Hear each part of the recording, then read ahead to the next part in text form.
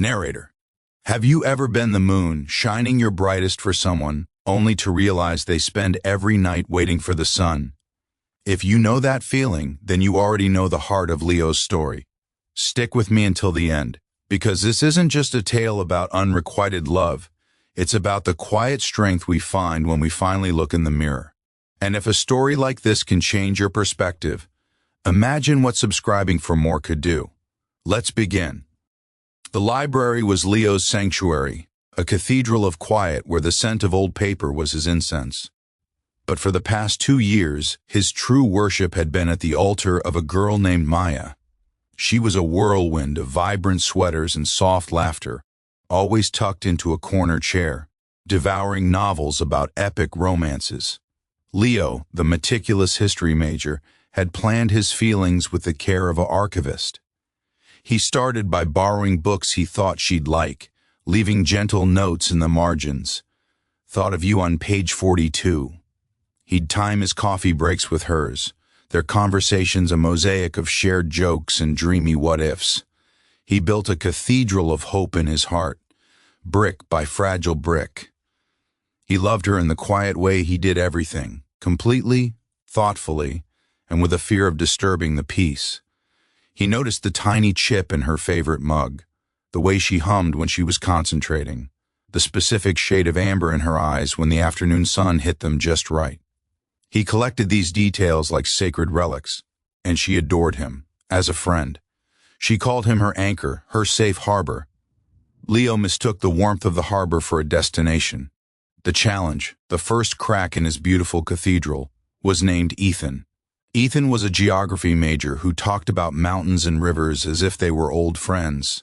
He entered the library not with Leo's reverence, but with a gust of open-air energy.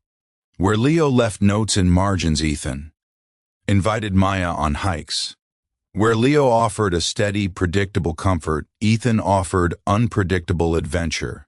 Leo watched, a historian documenting his own heart's decline, as Maya's eyes began to mirror that adventurous sparkle when she looked at Ethan.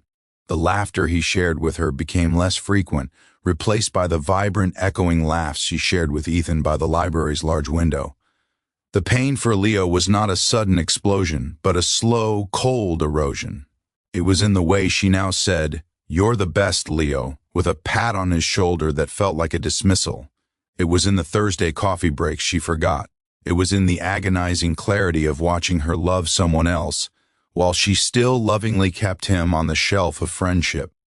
He was the first one she called when she and Ethan had their first fight, her voice raw with tears for another man. Leo listened, his own heart shattering silently, offering the comfort she needed to repair the bond that was breaking him.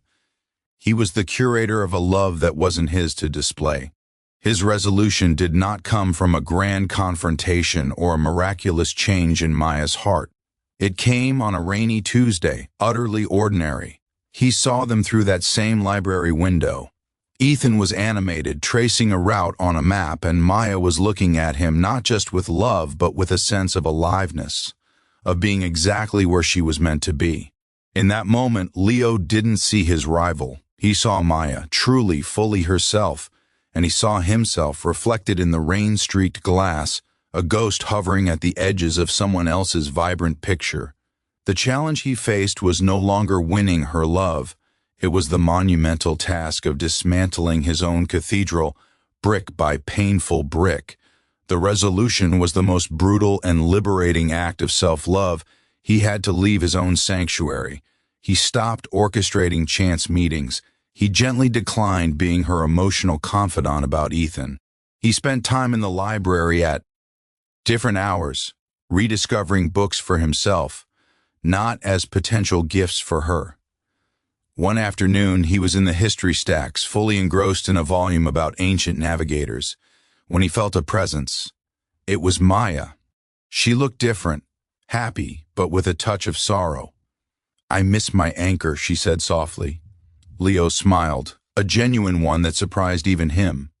It held warmth, but also a new kind of distance, the healthy distance of a ship that has left its harbor for the open sea. "I'm still here," he said, "but I think I'm learning to be my own anchor, Maya." There was no dramatic farewell, no burning of mementos. The resolution was a quiet internal shift.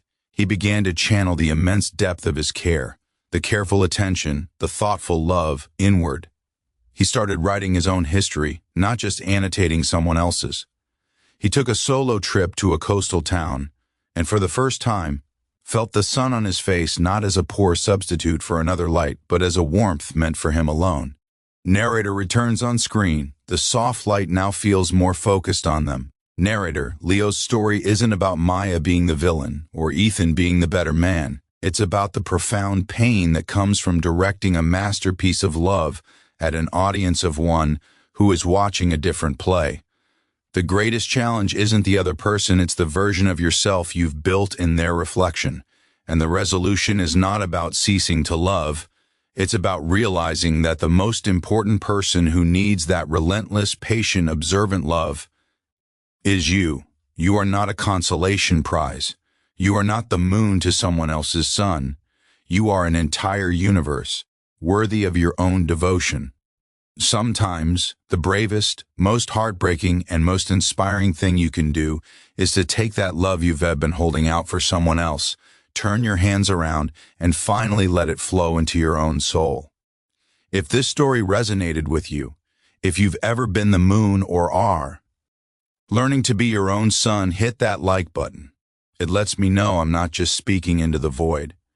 And subscribe to the channel. Every week we navigate these complex landscapes of the heart together, finding strength in stories, because your story isn't over yet. It's just waiting for you to turn the page. See you next time.